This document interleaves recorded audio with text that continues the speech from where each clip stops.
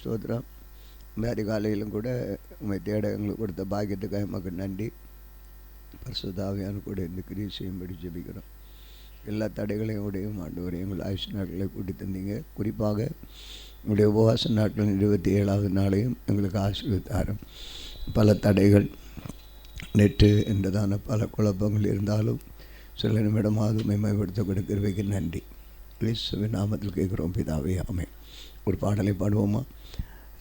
96வது பாடல். அன்பே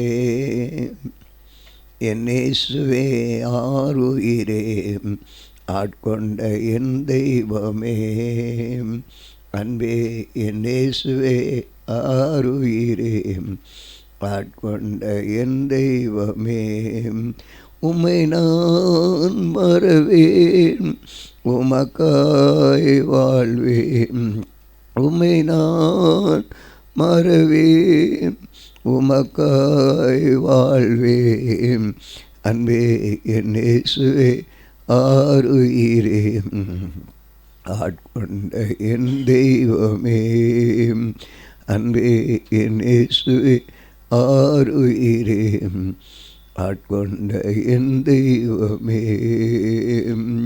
வாழ்வோ சாவோ எதுதான் பிரிக்க முடியும், வாழ்வோ சாவோ எதுதான் பிரிக்க முடியும், அன்பே என் இயேசுவே ஆருயிரே ஆட்கொள்ளும் என் தெய்வமே, அன்பே என் இயேசுவே ஆருயிரே என்னும் என் தெய்வமே, தாயை போல் தேற்றினேன் தந்தை போல் அணைத்தேன், தாயை போல் தேற்றினேன் தந்தை போல் அணைத்தேன், அன்பே என் இயேசுவே ஆருயிரே ஆட்கொண்ட என் தெய்வமே,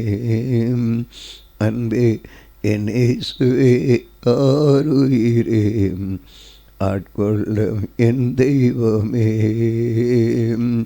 உம் சித்தம் நான் செய்வேன் அதுதான் என் உணவு, உம் சித்தம் நான் செய்வேன் அதுதான் என் உணவு, அன்பே என் இயேசுவே ஆருயிரே ஆட்கொள்ளும் என் தெய்வமே, இரத்தத்தால் கழுவினேன் இரட்சிப்பால் உடுத்தினேன், இரத்தத்தால் கழுவினேன் இரட்சிப்பால் உடுத்தினேன், அன்பே என் இயேசுவே ஆருயிரே ஆட்கொண்ட என் தெய்வமே, அன்பே என் இயேசுவே ஆருயிரே ஆட்கொண்ட என் தெய்வமே. அந்த நாளிலும் ஆண்டவர் நல்ல ஒரு பாடலை கொடுத்தார். இன்றைக்கு நாம் வாசிக்க வேண்டிய வேத பகுதியை நாம் வாசித்து தேவனை மையப்படுத்தி நாம் ஜெபிப்போம். 2 ராஜாக்களின் புத்தகம் 10ஆம் அதிகாரம், 2 ராஜாக்களின் புத்தகம் 10ஆம் அதிகாரத்தை நாம் வாசித்து நாம் ஜெபிக்கலாம். தேவனோடு ஆண்டவர் நம்மத்திலே கிரியை செய்வாராக. தேவநாமம் மையப்பட நாம் ஒப்பு கொடுத்து, ஆண்டவரே இந்த நாளில் உம்முடைய சித்தமானது மாத்திரம் எங்கள் வாழ்க்கையில் நிறைவேறட்டும்னு சொல்லிட்டு நம்ம அர்ப்பணிப்போம். அவர் நம்முடைய வாழ்க்கையிலே கிரியை செய்வாராக. 2 ராஜாக்களின் புத்தகம் 10ஆம் அதிகாரம். ஸ்தோத்திரம்.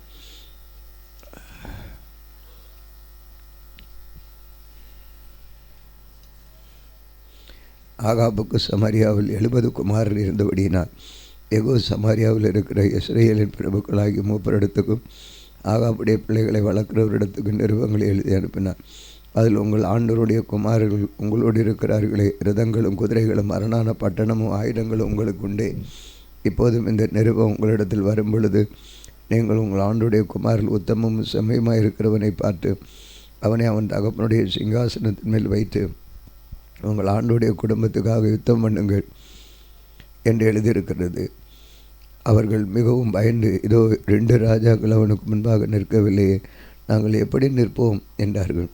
ஆகையால் அரண்மனை விசாரிப்புக்காரனும் நகர விசாரிப்புக்காரனும் மூப்பரும் பிள்ளைகளின் விசாரிப்புக்காரரும் நாங்கள் உமது அடியார்கள், நீர் எங்களுக்கு சொல்லுவதை எல்லாம் செய்வோம், நாங்கள் ஒருவர் ராஜா ஆக்குவதில்லை, உமது பார்வைக்கு சம்மதியானதை செய்யும் என்று யெகூவுக்கு சொல்லி அனுப்பினார்கள். அப்பொழுது அவன் அவர்களுக்கு 2 நிருபத்தை எழுதி அனுப்பினான். அதில் நீங்கள் என் பட்சத்தில் சேர்ந்து என் சொல்லை கேட்பீர்களானால் உங்கள் ஆண்டுடைய குமாரன் தலைகளை வாங்கி நாளை நேரத்தில் இஸ்ரவேலனாகிய என்னிடத்தில் வாருங்கள் என்று எழுதியிருந்தது. ராஜாவின் குமாரராகிய 70 பேரும் தங்களை வளர்க்கிற பட்டணத்தில் பெரிய மனுஷரோடு இருந்தார்கள். இந்த நிருபம் அவரிடத்தில் வந்தபொழுது அவர்கள் ராஜாவின் குமாரை 70 பேரை பிடித்து வெட்டி அவர்கள் தலைகளை கூடைகளில் வைத்து இஸ்ரவேலில் இருக்கிற அவனிடத்துக்கு அனுப்பினார்கள். அனுப்பப்பட்ட ஆள் வந்து ராஜகுமாரன் தலைகளை கொண்டு வந்தார்கள் என்று அவனுக்கு அறிவித்த பொழுது அவன் விடிய காலம் மட்டும் அவைகளை ஒலிவ மாசம் 2 குவியலாக குவித்து வைத்து என்றார். மறுநாள் காலமே அவன் வெளியே வந்து நின்று சகல ஜனங்களை நோக்கி, நீங்கள் நீதிமான்கள் அல்லவா, இதோ நான் என் ஆண்டவனுக்கு விரோதமாக கட்டுப்பாடு பண்ணி அவனை கொண்டு போட்டேனே, ஆனால் இவர்கள் எல்லாரையும் கொண்டவன் யார்? ஆதலால் கர்த்தர் ஆகாபின் குடும்பத்துக்கு விரோதமாக சொன்ன வார்த்தை கர்த்தருடைய வார்த்தைகள் ஒன்று தரையில் விழவில்லை என்பதை அறிந்து கொள்ளுங்கள்.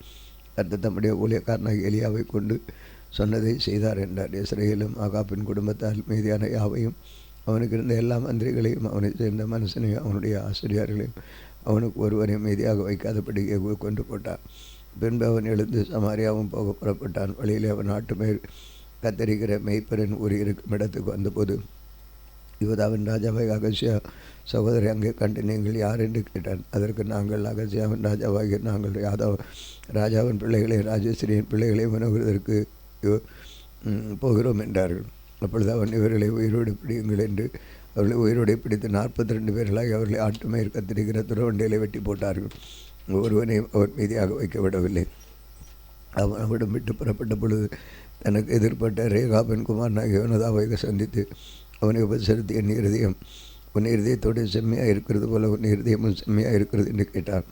அதற்கு யோனதாவா அப்படியே இருக்கிறது என்றான். அப்படி இருக்கிறதுனால் உன் கை தா என்று சொன்னான். அவன் தன் கையை கொடுத்த பொழுது அவனை தன்னிடத்தில் ரதத்தின் மேல் ஏறி வர சொல்லி, என்னுடைய கூட வந்து கர்த்தருக்காக எனக்கு இருக்கிற பக்தி வைராக்கியத்தை பார் என்று அப்படி இவனை அவன் ரதத்தின் மேல் ஏற்றினான்.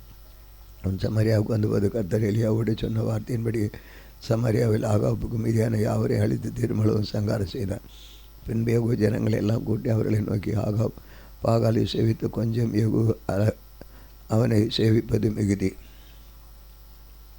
இப்பொழுதும் பாகாலின் சகல தீர்க்கதரிசிகளையும் உடைய சகல பணிவிடைக்காரனை அவனுடைய சகல ஆசாரியரிடத்தில் அனுப்பியுங்கள், ஒருவனும் குறையில் ஆகாது. நான் பாகாலுக்கு பெரிய பலியிடப் போகிறேன், வராதவன் எவனோ அவன் உயிரோடு இருப்பதில்லை என்றான். பாகாலின் பணிவிடைக்காரரை அளிக்கும்படி யெகூ இதை தந்திரமாய் செய்தான். பாகாலுக்கு பண்டிகை ஆசரிப்பு கூறுங்கள் என்று யெகூ சொன்னான். அப்படியே கூறினார்கள். யெகூ இஸ்ரவேல் தேசமெங்கும் அதை சொல்லி அனுப்பினுடைய பாகாலின் பணிவிடைக்காரர் எல்லாரும் வந்தார்கள். வராதவன் ஒருவன் இல்லை. அவர் பாகாலின் கோவிலுக்குள் பிரவேசித்ததில் பாகாலின் கோவில் நாப்சாரியும் நிறைந்திருந்தது. அப்பொழுது அவன் வஸ்திரசாலை விசாரிப்பு காட்டி நோக்கி, பாகாலின் பணிவிடைக்காரர் எல்லாம் வஸ்திரங்களை எடுத்துக்கொண்டு வா என்றான். அவர்களுக்கு வஸ்திரங்கள் எடுத்துக்கொண்டு வந்தான். பின்பு யெகூ ரேகாபின் குமாரனாகிய யோனதாபோடும் கூட பாகாலின் கோவிலுக்கு பிரவேசித்தது. பாகாலின் பணிவிடைக்காரரை நோக்கி, பாகாலின் ஊழியக்காரர் இல்லாமல் கர்த்தருடைய ஊழியக்காரர் ஒருவரையும் இங்கே உங்களுடைய ராதப்படி திட்டமாய் பாருங்கள் என்ன. அவர்கள் பலிகளையும் சர்வாங்க தகனங்களையும் செலுத்தி உட்பிரவேசிக்க பின்பு யெகூ வெளியில் 80 பேரை தனக்கு ஆயத்தமாக வைத்து, நான் உங்கள் கையிலே ஒப்புவிக்கிற இந்த மனுஷர் ஒருவனை எவன் தப்பு விடுவானோ அவனுடைய ஜீவனுக்கு பதிலாக அவனுடைய தப்போடைய ஜீவன் ஈடாகும் என்றார். சர்வாங்க தகனப்பட்டி சேர்ந்த போது யெகூ சேவகரையும் சேவக்காரரையும் இங்கே உள்ளே போய் அவர்களை வெட்டி போடுங்கள், ஒருவரை வெளியே விட வேண்டாம் என்றார். அப்படியே பட்டயக்காரர்களால் சேவக்காரர் அவர்களை வெட்டி எறிந்து போட்டு பாகால் கோவிலை சேர்ந்த ஸ்தலம் எங்கும் போய் பாகால் கோவிலில் விக்கிரகங்களை எடுத்து வந்து அவைகளை தீ கொளுத்தி பாகாலின் சிலையை தகர்த்து பாகாலின் கோவிலை இடித்து அது எந்நாள் வரைக்கும் இருக்கிறது போல பல ஜலாதி இடமாக்கினார்கள். இப்படி யெகூ பாகாலை இஸ்ரவேலில் இல்லாதபடி அழித்து போட்டான். ஆனாலும் பெத்தேலிலும் தாண்டிலும் வைத்த பொற்கண்டு கொட்டுகளால் இஸ்ரவேல் பாவம் செய்யப்பட்டனே பார்த்துக்குமான யெரொபெயாம் பாவங்களை யெகூ விட்டு விலகவில்லை. கர்த்தர் யெகூவை நோக்கி, என் பார்வைக்கு செம்மையானது நீ நன்றாய் செய்து என் இதயத்தில் இருந்தபடி எல்லாம் ஆகாபின் குடும்பத்துக்கு செய்தபடியான உன் குமாரர் இஸ்ரவேலுடைய சிங்காசனம் மேல் 4 தலைமுறையாக வீற்றிருப்பார்கள் என்றார். ஆனால் யெகூ இஸ்ரவேலின் தேவனாகிய கர்த்தர் நியாயப்பிரமாணத்தின்படி தன் முழு இதயத்தோடு நடக்க கவலைப்படவில்லை. இஸ்ரவேலை பாவம் செய்ய பண்ண யெரொபெயாம் பாவங்களை விட்டு அவன் விலகவும் இல்லை. அந்நாட்களில் கர்த்தர் இஸ்ரவேலை குறைந்து போக பண்ணினார். ஆசைகள் அவர்களை இஸ்ரவேலின் எல்லைகள் எல்லாம் முறியடித்து யோர்தான் துவைக்கு கிழக்கில் உள்ள அர்னோன் நதிக்கு சமீபமான ஆரூர் கொண்டிருக்கிற கேலியாத் பாசனில் கதியோர் ரூபேனிய இவருடைய தேசமாகிய கேலியாத் முழுவதை முறியடித்தார். எகவும் மற்ற வர்த்தமானங்கள் அவன் செய்தவையாகவும் எல்லா வல்லம் இஸ்ரவேல் ராஜாக்களுக்கு நாளாகன் புத்தகத்தில் எழுதியிருக்கிறது. எகு தன் பிதாக்களுடைய நித்திரடைந்த பின் அவனை சமாரியாவில் அடக்கம் பண்ணினார்கள். அவன் தானத்தில் அவன் குமாரன் யோகாஸ் ராஜாவானான். எகுர சமாரியாவில் இஸ்ரவேல் ராஜ்யபாரம் பண்ண நாட்கள் 28 வருஷம். அருமையான தேவனுடைய பிள்ளைகளாகிய நாம் இந்த நாளில் கூட இந்த வார்த்தைகளை நாம் சிந்திக்கும் பொழுது கர்த்தர் நமக்கு ஒரு நல்ல ஆலோசனை கொடுத்தார். வேதத்தை பார்க்கும் பொழுது ஆனால் தேவ பிள்ளைகளுக்கு ஆண்டவருக்கு விதமாக இருக்கிற எல்லாவற்றையும் ஆண்டவர் முறியடிக்கிறார். எலியா சொன்ன வார்த்தை அப்படியே நேர்ந்தது. ஆகாப்பின் குடும்பம் அப்படியே நடந்தது. அவர்களை எல்லாவற்றையும் வெட்டி வீழ்த்தினார் என்பதை பார்க்கிறோம். எகுவை எடுத்து ஆண்டவர் பயன்படுத்துகிறார். அவருடைய நாம் மைப்பட தொடர்ந்து நாம் இந்த நாளிலும் 27 நாளாக நாம் கூடி இந்த உபவாச ஜெபமாகவும் ஜெபிக்கிறோம். அதிகாலையாக ஜெபமாகவும் ஜெபித்து வருகிறோம். ஆனால் கர்த்தருக்கு என்று உண்மையாக இருந்து ஆனால் எல்லாவற்றையும் செய்தார். ஆனால் யெரொபெயாம் பாவங்களை சொல்ல அவர் தொடர்கிறார் என்று பார்க்கிறோம். பாகாலின் அனைவரையும் வெட்டி எல்லாரையும் வீழ்த்தி பாகாலின் கோயிலெல்லாம் தகர்க்கிறான். ஆனாலும் அவன் அந்த சிலைகளை விடவில்லை. அதுவும் அவனிடத்தில் ஒரு வேதனை இருக்கிறது ஆண்டவர் சுட்டி காட்டுகிறார். ஆண்டவருக்கு நன்றி. தொடர்ந்து நம்ம பிரதி ஜெபிப்போம். மகிமையின் ஆண்டவரே, இந்த வேலைக்காக நாங்களும் ஸ்தோத்திரிக்கிறோம். அப்பா, நாங்கள் கொஞ்சம் எங்களுக்கு அதிகாலை ஆராதனையாக இருந்தாலும் இந்த நாட்களில் எங்களுடைய சபையில் ஒரு உபவாச பண்டிகையாக வைத்து நாங்கள் ஜெபித்து வருகிறோம். எல்லா ஜெபத்தையும் கற்று நீ கேட்கிற ஒரு ஆண்டவர் எங்கள் நடுவில் நிறுவலாகி கொண்டிருக்கிறேன். மகிமையான காரியங்களை செய்து கொண்டிருக்க எங்கள் சபையில் ஆண்டவரே, எங்கள் இந்த ஆண்டவரே இந்த ஜெபத்தில் கேட்கிற கலந்து கொண்டிருக்க ஒவ்வொருடைய குடும்பங்களில் ஒரு அற்புதம் நடக்கும்படி ஜெபிக்கிறோம். இந்த நாளில் ஆண்டவரே நீர் ஆண்டவரே, நாங்கள் இந்த நாளில் எங்களுக்கு கர்த்தாவினை வைத்திருக்கிற விதம் நாங்கள் ஆண்டவரே தெய்வீக சுகத்துக்காக ஜெபிக்கிற ஒரு நாளாக இருக்கிறதப்பா. வியாதிப்பட்டிருக்கிற பிள்ளைகளை நீ தொட்டு சுகப்படுத்தி விட அற்புதம் மகிமையினால் அவர்களை நிரப்பும்படி ஜெபிக்கிறேன். ஆண்டவரே, ஒவ்வொருவரையும் ஆண்டவரே இந்த நாட்களில் இசைக்காவே ஆண்டவரே அந்த வியாதியிலிருந்து சுகப்படுத்தின ஆண்டவர் அவர் ராஜ்யை பார்த்து ராஜா அவருடைய வியாதியிலிருந்து நீக்கினவர். அதே போல் நீருடைய பிள்ளைகளுடைய வியாதியிலிருந்து சுகப்படுத்துகிற தேவனாக இருக்கிறபடியா நமக்கு நீரோடு வியாதினாலே ஆண்டவரே அதிக பணங்களை செலவழித்து குடும்பத்தில் நிம்மதி சமாதானம் இல்லாமல் அலைந்து திரிகிற பிள்ளைகளை நீர் பார்க்கிறேன். அவர்களை ஆறுதல் படுத்தி திடப்படுத்தி உடைய கிருபையினாலே மூடும்படி செபிக்கிறோம். எல்லாவற்றையும் தேவ மகிமை வெளிப்பட வேண்டும் என்று வேண்டி கொடுக்குறோம். கர்த்தாவே ஆண்டவரே, எங்களுக்கு எதிராக இருக்கிற எல்லா சூழ்ச்சியை நாங்கள் வெட்டி அழித்துவிட கிருபை வல்லமை தாரும். ஆண்டவரே, தேவனுக்கு உகந்த பாத்திரமாய் நாங்கள் வாழ உதவி செய்யும்படி செபிக்கிறோம். ஆண்டவரே, இதனால் எங்களுக்கு தந்தீரே எந்த நாளிலும் தேவ மகிமை எங்கள் வாழ்க்கையில் நிறைவேறட்டும். காத்து உம்முடைய பிள்ளைகள் எதற்காக ஜெபித்து வருகிறார்கள் அந்த ஜெபத்துக்கு நீர் அதில் எங்களுக்கு இந்த நாள் தர வேண்டும். இந்த நாள் முழுவதும் ஆண்டவரே உம்முடைய பாதத்தில் நாங்கள் அமர்ந்து சில நேரங்களில் நாங்கள் எடுத்து ஜெபிக்க போகிறோம். கர்த்தர் எங்களுடைய வாசம் பண்ணும்படி ஜெபிக்கிறேன். ஆண்டவரே, சபையாகவும் சரீரமும் ஆண்டவரே எல்லாம் ஆண்டவரே அன்பே ஆண்டவரே எங்களுக்கு கொடுத்த பாடலுக்காக ஸ்தோத்திரம். நாளிலே ஒரு அற்புத அதிசயங்கள் நடக்கட்டும். கவலையோடு கண்ணீரோடு பாரத்தோடு வேதனையோடு விடுகிற பிள்ளைகளை நீ தொட்டு சுகப்படுத்தும்படி செபிக்கிறோம்.